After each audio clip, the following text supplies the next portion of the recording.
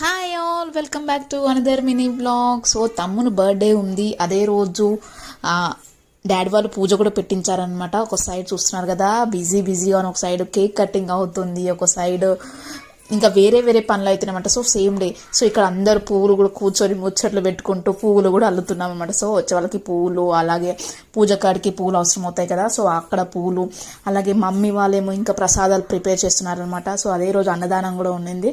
So చాలా busy ఉన్నాం, ఎవరి పనులు వాళ్ళు బిజీ ఉన్నాం. బట్ అంతమంది ఒకటే దగ్గర ఉంటే కూడా చాలా ఫన్గా ఉంటుంది కదా. సో చాలా మంచిగా మాట్లాడుకుంటూ ఫన్గా పనులు అయితే చేస్తున్నాం అనమాట. ప్రసాదాలు కూడా ఆల్మోస్ట్ అంతా అయిపోయింది. సో పులిహోర కలుపుతున్నారు. సో పులిహోర కలపడం అనేది ఒక ఆర్ట్.